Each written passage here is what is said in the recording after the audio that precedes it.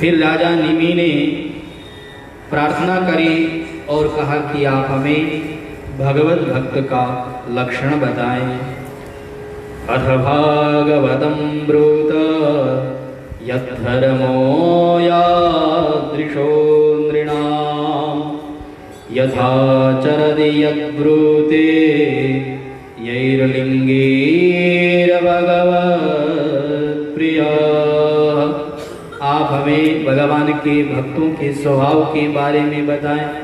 वो कैसा व्यवहार करते हैं, कैसा आचरण करते हैं, क्या क्या उनके लक्षण होते हैं। आप हमें भगवत भक्त का लक्षण बताएं। तब 9 योगीश्वरों में से हरि नाम के योगीश्वर हैं, उन्होंने उपदेश देना आरंभ किया और कहा कि सर्वभूतेषु यः पश्येत् भगवद्भावमात्मना भूतानि भगवत्यात् मन्येष भागवतोत्तमा। देखो, जो व्यक्ति संपूर्ण प्राणियों में भगवान को स्थित देखता है, जिसे भगवान के अलावा और कुछ भी दिखाई नहीं देता, हर प्राणी में राम रमे हैं, क्षण भर तुमसे दूर नहीं, जिसकी यह भावना है, वह व्यक्ति उत्तम भक्त कहलाया गया है। भागवतोत्तमः, भागवतों में वह उत्तम भागवत है। और जो व्यक्ति केवल संतों में और मंदिर में ही भगवान का दर्शन करे, वो मध्यम कोटि के भक्त माने गए हैं। ईश्वरे तदधीनेषु बालिशेषु द्विसत्सु च प्रेम मैत्री कृपोपेक्षा यः करोति समध्यमा। जिसे केवल मंदिर में और संतों में ही भगवान का दर्शन होता है, वह मध्यम कोटि का भक्त माना गया है।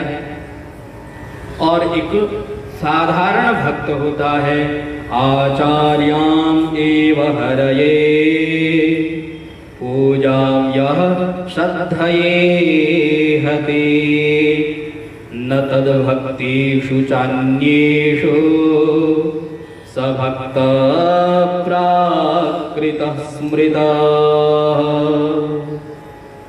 वह साधारण भक्त माना गया है जो केवल अपने घर में ही भगवान की पूजा अर्चना करता है और अन्य प्राणियों से जो द्रोह करता है। भगवान की पूजा करता है लेकिन प्राणियों से द्रोह करता है, उनसे लड़ाई झगड़ा करता है, उनके साथ मारपीट करता है, तो वह प्राकृत भक्त कहलाता है। देखिए, भगवान तो सब जगह है। जिस भगवान की हम मंदिर में पूजा करके आ रहे हैं, वही भगवान हर प्राणी में बसे हुए हैं। वही भगवान कुत्ते में भी है, वही भगवान चांडाल में भी है, वही भगवान गधे में भी है, वही भगवान ब्राह्मण के भीतर भी है। सबके भीतर वो एक ही भगवान स्थित हैं। उन भगवान के अलावा और कुछ नहीं है। तो मंदिर में पूजा करी और बाहर आकर के अगर अन्य प्राणियों से द्रोह किया तो वो पूजा व्यर्थ चली गई। क्या काम की वो पूजा? क्योंकि मंदिर में आप भगवान की पूजा कर रहे हैं, बाहर आप लड़ रहे हैं, तो बाहर जिससे लड़ रहे हैं वह कोई और नहीं है, वह उन भगवान का ही रूप है। तो भगवान से आप लड़ भी रहे हैं, भगवान की आप पूजा भी कर रहे हैं। एक बार की बात, एक महात्मा जी ने अपने शिष्य को कहा कि देखो, मेरे कमर में बहुत दर्द हो रहा है, ऐसा करो तुम अपने पैरों से मेरी कमर को दबा दो। शिष्य कहता, नहीं नहीं महाराज, मैं ऐसा कैसे अपराध कर सकता हूँ आपके ऊपर और मैं अपने पैर रखूंगा? नहीं महाराज, मुझे दोष लग जाएगा, मैं आपके ऊपर पैर नहीं रख सकता हूँ। तो महात्मा जी ने कहा, तूने मेरी जबान पर तो पैर रख दी, अब शरीर पे पैर रखने में क्या जा रहा है? मैंने तुझे जो कहा उसका तो तूने पालन किया ही नहीं, तो मेरी जबान पर तो तूने पैर पहले ही से रख दिया, अब अगर तू मेरे शरीर पर पैर रख देता है तो क्या हो जाता है? कौन सी बड़ी बात हो जाती है? ऐसे ही इस संसार के अंदर व्यक्ति भगवान की पूजा करते हैं, अन्य प्राणियों से द्रोह करते हैं, तो उनकी वो पूजा व्यर्थ मानी गई है, उस पूजा से कोई मतलब नहीं है। तो वो प्राकृत भक्त होता है जो केवल मंदिर में ही भगवान को देखता है, वह प्राकृत भक्त जो संपूर्ण प्राणियों में भगवान को देखता है। यो न हृष्यति न द्वेष्टि न शोचति न कांक्षति शुभाशुभ परित्यागी भक्तिमान्यः समे प्रिय।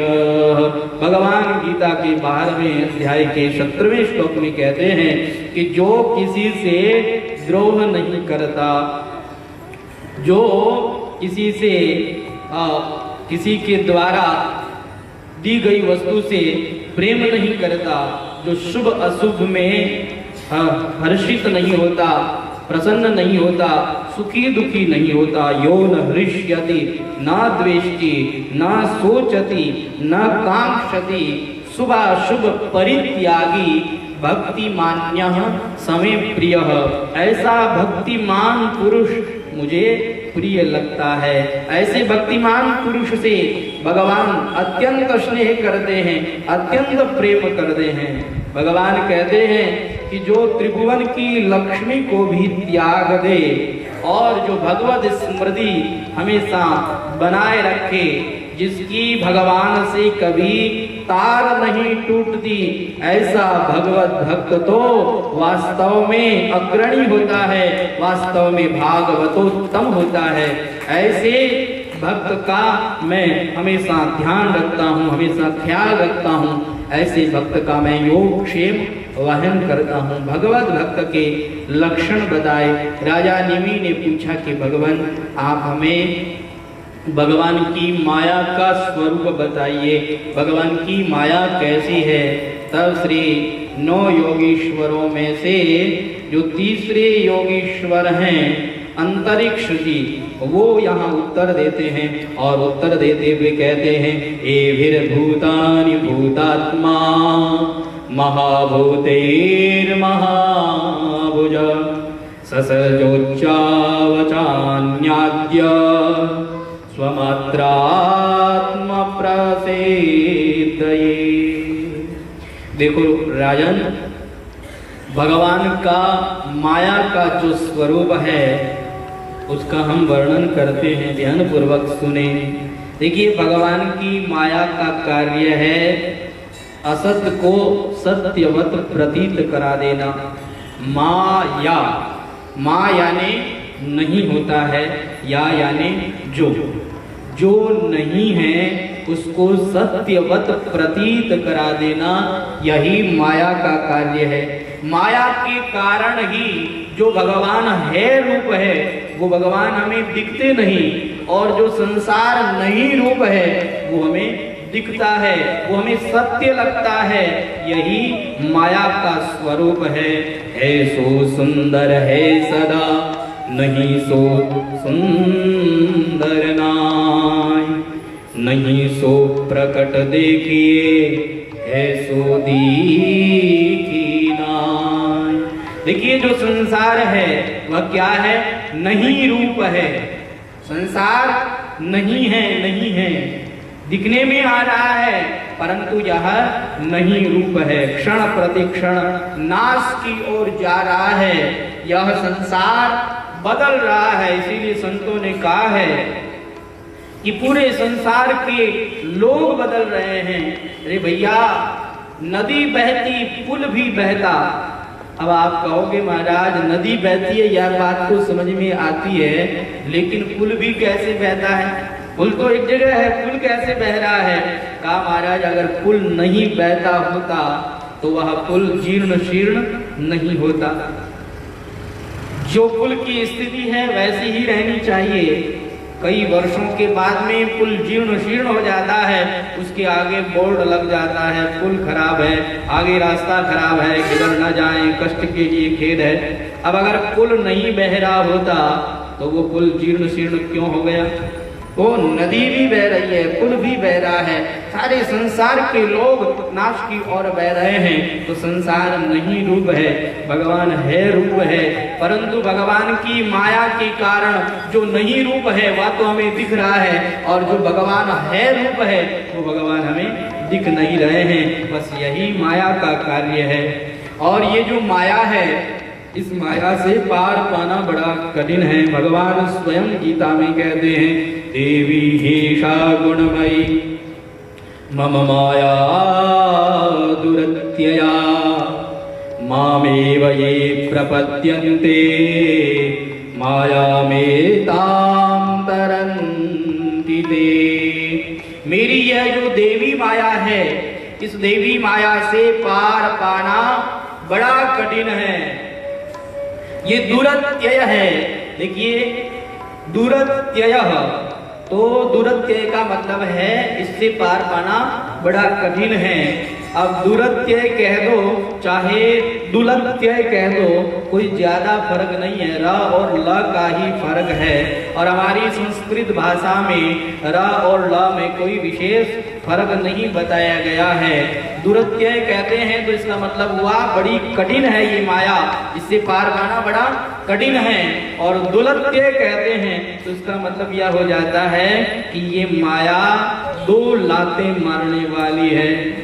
ये माया जब दो लातें मारती है तो मानव के साथ क्या होता है? कहा, पहली लात ये मानव की छाती पर मारती है तो मानव छाती चौड़ी करके और गर्दन ऊंची करके चलने लगता है, कहने लगता है, आढ्यो विजनवानस्मि कौन्योस्ति सदृशो मया। अरे मेरे समान इस संसार में कौन है? कोई नहीं है, मेरे आगे कोई नहीं ठहर सकता है। मैं बलवान हूँ, मैं धनवान हूँ, मैं श्रेष्ठ हूँ, मैं सौंदर्यवान हूँ। इस तरह का अभिमान करके छाती चौड़ी करके गर्दन ऊंची करके चलता है। सामने कोई संत आए कोई मतलब नहीं, सामने कोई गुरुजन आए कोई मतलब नहीं, कोई मंदिर आए कोई मतलब नहीं, बस ऊंची गर्दन करके और अभिमान में चूर होता हुआ चलता ही रहता है, चलता ही रहता है।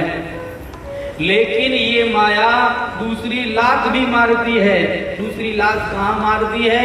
कहा, पीछे यहाँ गर्दन पर मारती है। और जैसे ही पीछे माया लात मारती है, ये गर्दन झुक जाती है और कमर भी झुक जाती है और अपने हाथ में लकड़ी लेकर के ऐसे ऐसे चलने लग जाता है। ये माया दुलत्ती मारने वाली है। इस माया से पार पाना बड़ा कठिन है। परंतु भगवान कहते हैं, जो केवल मेरी शरण में रहते हैं वो इस माया से पार उतर जाते हैं। ये माम एव प्रपद्ये ते एताम मायाम तरन्ति। जो केवल और केवल मेरी शरण रहते हैं, ते एताम मायाम तरन्ति, वे इस माया से तर जाते हैं, पार हो जाते हैं। देखिए, भगवान क्या करते हैं? माया जाल बिछाते हैं, और माया जाल बिछाते हैं तो भगवान की माया जाल में सब फंस जाते हैं। भगवान माया जाल कैसे बिछाते हैं? कहा, ये जो संसार का वैभव है, या जो संसार की धन संपत्ति है, या जो संसार के अंदर मकान दुकान जमीन जायदाद जो भी है, ये सब का सब भगवान का एक माया जाल फेंका हुआ है और इस माया जाल में सब लोग फंस जाते हैं।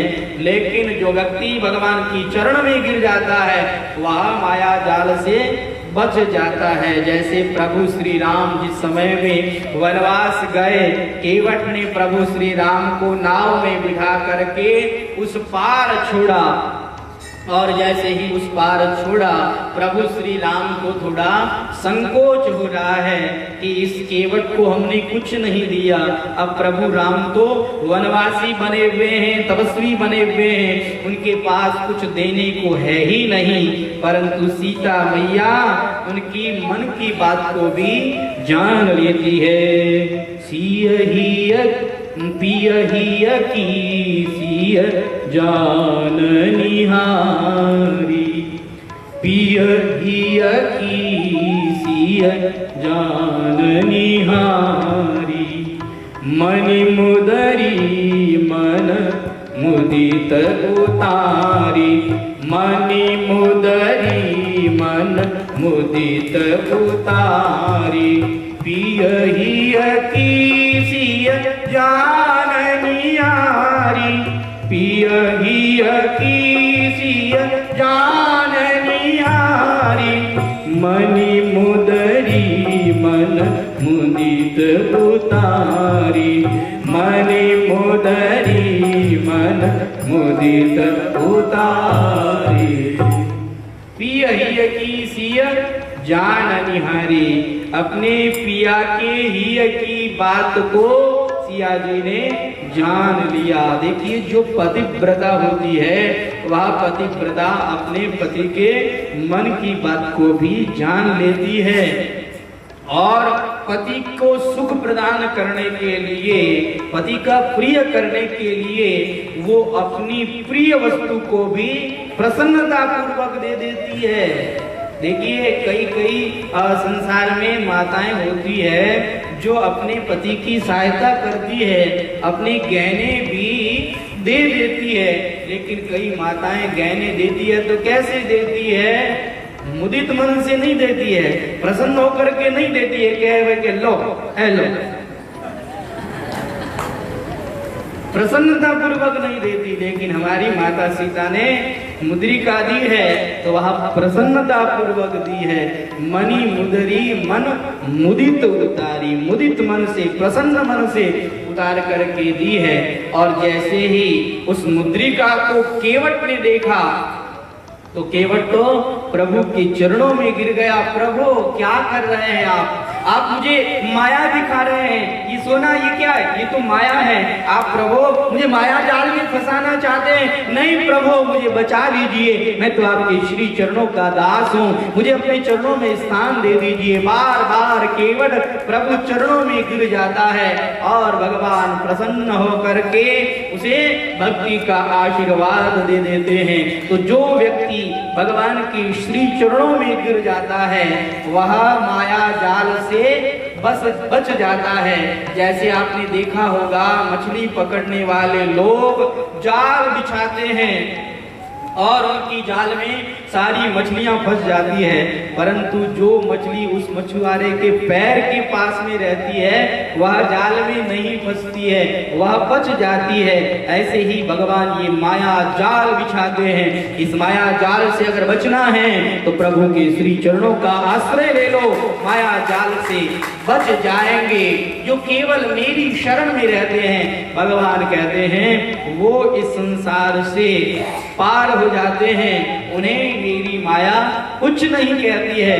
परंतु जो भगवान की आश्रित नहीं रहते वह तो माया में इस तरह से फंस जाते हैं कि फिर वो माया से निकलना चाहें फिर भी निकल नहीं पाते हैं। मन में आती है कि भैया छोड़ो इस माया को, चलो चल करके सत्संग में जाएं, भगवान के नाम का स्मरण करें, लेकिन मन कहता है नहीं नहीं, अरे वहां जाकर के बैठ गए तो रुपए कौन गिनेगा, पैसे कौन कमाएगा, अरे भैया ऐसे थोड़ी चलेगा, पैसा भी तो चाहिए, हाँ मकान भी तो चाहिए, दुकान भी तो चाहिए, परिवार को भी चलाना है, ऐसे काम थोड़ी चलेगा। अरे भैया वो बाबा जी हैं, उनके तो कोई काम नहीं है, 3 महीने से यहीं बैठे हुए हैं, रोज कीर्तन करते रहते हैं, खुद को काम नहीं है, बस दूसरों का भी समय खराब करते रहते हैं। नहीं नहीं भैया, ऐसे हमें नहीं जाना चाहिए। तो जिनको भगवान का आश्रय नहीं है वो कदा कीर्तन में नहीं आ पाते हैं, वो सत्संग नहीं सुन पाते हैं। जिनको भगवान का आश्रय है बस वही कथा कीर्तन में आ पाता है, वही भगवान के नाम का सुमिरन कर पाता है।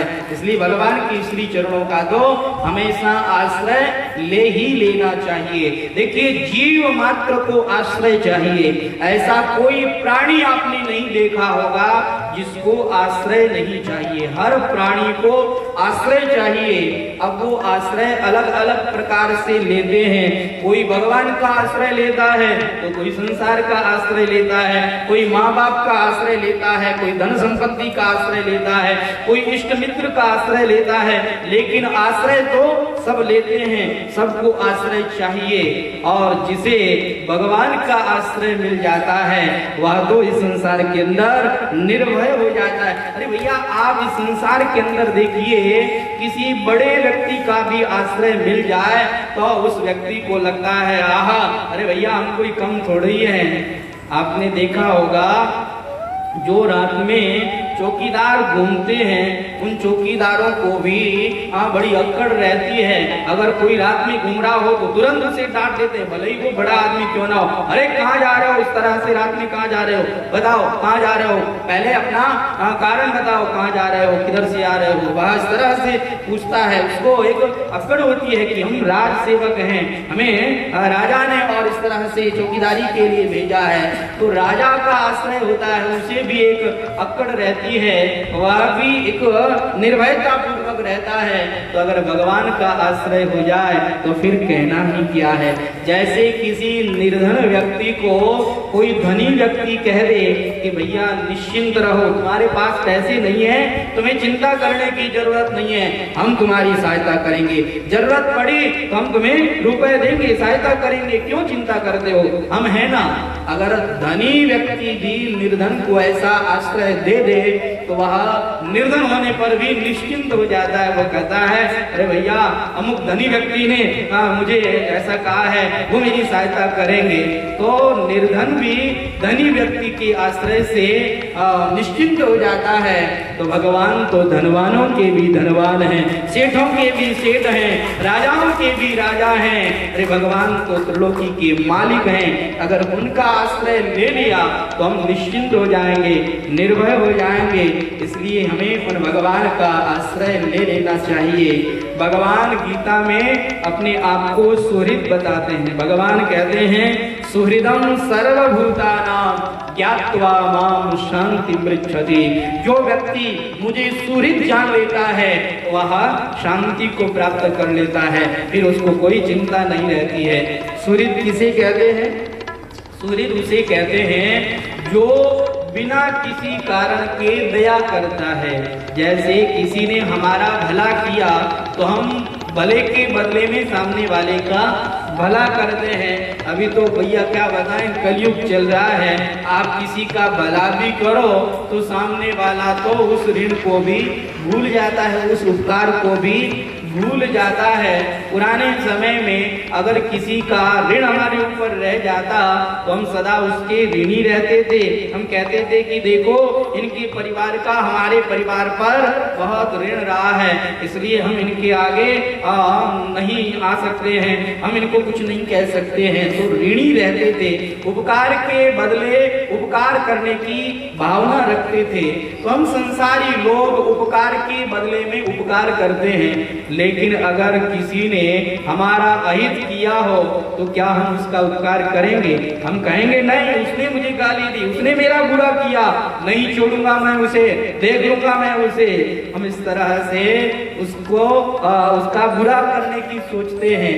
हम कभी भी अपकार करने वाले का उपकार करने की नहीं सोचते हैं। लेकिन हमारे भगवान तो अपकार करने वाले का भी उपकार करते हैं। इसलिए भगवान को सुहृद कहा गया है। भगवान संपूर्ण प्राणियों के सुहृद हैं, इसलिए उन भगवान का आश्रय ले लेना चाहिए, उन भगवान को अपना मान लेना चाहिए। उन भगवान के साथ में हमें कोई ना कोई संबंध बना लेना चाहिए। अगर भगवान के साथ हम संबंध बना लेंगे तो भगवान भी हमारे साथ उस संबंध को स्वीकार कर लेंगे। एक बुढ़िया माता जी थी, जो माता जी भगवान को अपना पुत्र मानती थी और भगवान को गोपाल जी कह करके पुकारती रहती थी। और साक्षात भगवान स्वयं उनके घर पर गोपाल जी बन करके खेलते रहते थे। और भगवान कहते भैया भूख लगी है तो वह बुढ़िया माता जी उनके लिए भोजन बनाती। भगवान भोजन करते तो भोजन करते करते भगवान मचल जाते, कहते नहीं भैया ये आपने क्या बनाया है, मुझे ये सब्जी नहीं खानी, मुझे तो हरी सब्जी चाहिए, मुझे साग भाजी खानी है। बुढ़िया भैया कहती है तुझे पता नहीं है हम गरीब आदमी हैं, हमारे पास में कहाँ से हरी सब्जी आएगी, खाना है तो यही खा ले। नहीं, मेरे पास में कुछ नहीं है। भगवान मचलने लगते, रोने लगते। बुढ़िया माता भगवान को गोद में लेकर के समझाने लगती, अरे देख इस तरह से मचला मत कर, इस तरह से जिद मत किया कर, हम गरीब आदमी हैं, हमारे पास में ये सब कहाँ से आएगा। तो भगवान उनकी गोद में बैठ करके और उनके द्वारा दिया गया भोजन स्वीकार करते थे। एक बार की बात है, बुढ़िया माता ने सुना कि एक भेड़िया आया हुआ है जो बच्चों को उठा करके ले जाता है। अब तो उन बुढ़िया माता के मन में बड़ा भय उपस्थित हो गया और वो माताजी रात्रि में अपने घर के बाहर डंडा लेकर के बैठती है, रात भर पहरेदारी करती है, कहीं भेड़िया आकर के मेरे बच्चे को उठा करके न ले जाए। ऐसे करते करते कई दिन बीत गए, बूढ़ी माता ने नींद ही नहीं ली। भगवान को बड़ी चिंता हो गई। भगवान एक गांव के व्यक्ति का रूप बना करके आए और आकर के कहने लगे, ओ माता जी, वो जो भेड़िया था वह तो कब का ही मारा जा चुका है, आप इस तरह से क्यों पहरेदारी कर रही हो, अब आप निश्चिंत होकर के सो जाओ। जब उसने ये कहा तब उन बुढ़िया माता को विश्वास हुआ और वो निश्चिंत होकर के सो जाती है। तो ऐसे भगवान के साथ अगर हम संबंध बनाते हैं तो हमारे भगवान भी हमारे संबंध को स्वीकार करते हैं। कहते हैं प्रयाग में एक बहुत अच्छी वेद्या थी, माता जी थी जो वैद्य की जानकारी रखती थी, औषधियों की जानकारी रखती थी और लोगों को औषधियाँ देती थी। तो वो वेद्या माता भगवान को अपना पुत्र मानती थी। एक बार उन्होंने कहा भगवान से कि मैं जा रही हूँ स्नान करने के लिए प्रयाग में, तुम यहीं रहना। देखो वहां पर बहुत ज्यादा भीड़ है और ऐसी भीड़ में तुम कहीं खो जाओगे, कहीं कोई तुम्हारे ऊपर पांव रख देगा, इस तरह से तुम्हें वहां नहीं चलना है। भगवान ने कहा नहीं भैया मैं तो चलूंगा। भगवान जिद करने लगे तो उनकी माता ने भगवान को वहीं पर रख दिया, कहा नहीं चलना है, मैंने कह दिया नहीं चलना है। तो भगवान वहां पर बैठे हैं, लेकिन भगवान का काम मन लगने वाला। बुढ़िया माता जी एक बैलगाड़ी के अंदर बैठी और जैसे ही रवाना हुई उन्होंने क्या देखा कि उनके भगवान पीछे पीछे दौड़े दौड़े आ रहे हैं। वो बुढ़िया माता कहती अरे मैंने कहा ना तेरे को नहीं चलना है, तू रुक जा रुक जा, लेकिन भगवान रुक नहीं रहे हैं। तो बुढ़िया माता ने गाड़ी चलाने वाले से कहा अरे भैया जरा रोकना, ये मेरा बेटा नहीं मान रहा है, मैं इसे ले लेती हूँ। जैसे ही गाड़ी रोकी भगवान पीछे दौड़ गए, कहा नहीं मैं गाड़ी में नहीं बैठूंगा। अब उसने गाड़ी वापस चलाई। अब बुढ़िया ने फिर गाड़ी रोकने के लिए कहा, लेकिन गाड़ी चलाने वाले ने कहा कि ये बुढ़िया तो पागल हो चुकी है, ऐसे ही बक रही है, कोई आ तो नहीं रहा है, ऐसे ही गाड़ी बार बार रुका रही है। अब उन्होंने रोकी नहीं और प्रयाग में जाकर के जैसे ही गाड़ी रुकी हमारे भगवान वहां पर आ गए। अब उन्होंने अपने लाला का हाथ पकड़ा, हाथ पकड़ करके उन्हें लेकर के गई और जैसे ही स्नान करने के लिए त्रिवेणी संगम पर गई तो बुढ़िया माता जी ने हमारे कन्हैया को एक तख्त पर खड़ा कर दिया, कहा देख बहुत गहरा पानी है, आगे नहीं आना, तू यहीं पर तख्त पर खड़ा रहे, मैं स्नान करके आ जाती हूँ। जैसे ही बुढ़िया माता जी स्नान करने लगे हमारे लाला तो जोर जोर से रोने लगे, भैया मुझे भूख लगी है, भैया मुझे भूख लगी है। भैया ने कहा रे हर कहीं भूख लग जाती है, अब मैं कहाँ से लेकर के आऊँ, मेरे पास में कुछ नहीं है। लेकिन भगवान ने कहा नहीं भैया मुझे तो जलेबी खानी है, मुझे जलेबी खानी है। तो उन्होंने एक पास में खड़े हुए भैया को 1.5 आने दी और कहा कि इस 1.5 आने से तुम पाव भर जलेबी लेकर के आ जाओ। तो व्यक्ति जल्दी जल्दी गया, जलेबी लेकर के आया और वो जलेबी ला करके लाला को दी। लाला उस जलेबी को मुंह में डालते हैं और कहते हैं कि नहीं नहीं ये जलेबी मुझे नहीं खानी है, ये जलेबी तो कोकोजम है, मुझे ये जलेबी नहीं खानी है। अब बुढ़िया माता जी को क्या पता कि ये कोकोजम क्या होता है, कहा नहीं मुझे जलेबी नहीं खानी है, मुझे दूसरी जलेबी चाहिए। कहा भैया दूसरी जलेबी ला करके दे दो। ये इस जलेबी को नहीं खाएगा। शुद्ध घी से बनी हुई कोई जलेबी हो तो उस जलेबी को लेकर के अब वो व्यक्ति गया और कोई विश्वास की दुकान थी, वहाँ से लेकर के जलेबी आया और भगवान को दी। अब वो शुद्ध देसी घी से बनी हुई थी, इसलिए भगवान उस जलेबी को खा गए। लोग ऐसा समझ रहे थे कि ये बुढ़िया पाखंड कर रही है, इसको स्वयं को खाना है, इसलिए ये ऐसा नाटक कर रही है। लेकिन वहाँ जितने भी लोग खड़े थे उन्होंने क्या देखा कि वहाँ जलेबी दोने के अंदर रखी गई और देखते ही देखते जलेबी गायब हो गई। भगवान जलेबी को खा गए और उन लोगों को बड़ा आश्चर्य हुआ। हम लोगों ने तो समझा था कि ये बुढ़िया कोई पागल है। अरे पागल नहीं, यह तो साक्षात भगवान को भोग लगाती है, साक्षात भगवान इसके द्वारा दी गई वस्तु को ग्रहण करते हैं। हमारे भगवान ऐसे जो भी उनके साथ संबंध बनाता है, भगवान उनके संबंध को स्वीकार करते हैं। झांसी के अंदर एक बिहरिया लाला नाम के बहुत सुंदर श्रेष्ठ भगवान के भक्त वे साधु थे। वो कहते हैं पहले उनके पुत्र था, वो पुत्र मर गया, उन्होंने सब कुछ छोड़ दिया और भगवान को ही उन्होंने अपना पुत्र मान लिया। उनका नाम तो कुछ और था, लेकिन हमारे बिहारी जी को वो बिहरिया लाला कहकर के पुकारते थे, इसलिए उनका नाम ही बिहरिया लाला पड़ गया। भगवान को अपना पुत्र मान करके वो सदा भगवान का भजन करते रहते थे। कहते हैं उनकी कुटिया में से रोज आवाज आती रहती थी, वो भगवान से बातें करते रहते थे। तो किसी साधु को शक हुआ कि वास्तव में इनके पास भगवान आते भी हैं या ऐसे ही ये नाटक करते हैं। तो एक साधु उनकी कुटिया के बाहर सोया और रात्रि भर उन्होंने भगवान से जो बातें करी वो बातें उन्होंने सुनी। वो बिहरिया लाला साधु भगवान से कहते हैं, अरे लाला तेरे को दया नहीं आती है?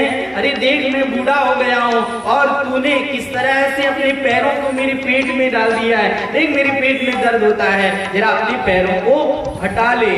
जैसे ही हटा ले कहा तो वो बाहर जो साधु बैठे थे उन्होंने स्पष्ट सुना। भगवान ने अपने पैर हटाए तो भगवान के पैर के जो नूपुर थे उनकी ध्वनि उन्होंने स्पष्ट सुनी और वो भी गदगद हो गए। कहा आहा आज तो हम धन्य हो गए, हमें भगवान के पैर की नूपुर की ध्वनि सुनाई दी।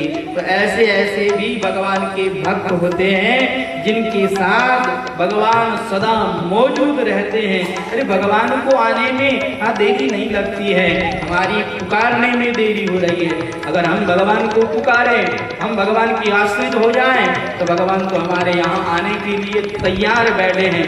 एक जगन्नाथ दास जी भगवान के बहुत अच्छे भक्त हुए, उनके पेट में संग्रहणी रोग हो गया और उनको बार बार सोच लगता, बार बार दस्त लगती और उनके कपड़े खराब रहने लगे।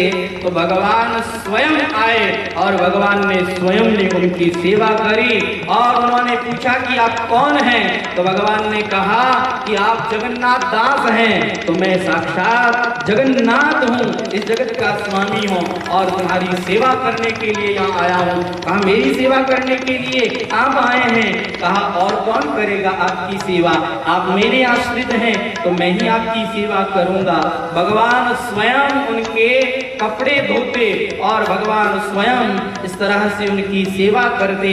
तो वो जगन्नाथ दास जी भगवान से कहने लगे कि हे भगवान आप इस तरह से ये मेरी निकृष्ट सेवा कर रहे हैं, मेरे गंदे कपड़ों को आप धो रहे हैं, आपको सुख नहीं आती? आप इस तरह से ये काम क्यों कर रहे हैं? आप अगर संकल्प करें तो मेरा रोग तो ठीक हो जाए, तो आप संकल्प से ही मेरा रोग क्यों ना ठीक कर देते हैं? आप इस तरह से क्यों ये मेहनत कर रहे हैं, क्यों ये सेवा कर रहे हैं? भगवान मुस्कुराने लगे और मुस्कुराते हुए कहने लगे कि क्या आप भी अपने प्रारब्ध कर्म को मिटाना चाहते हैं? कहा नहीं नहीं, हम तो अपने प्रारब्ध कर्म को मिटाना नहीं चाहते।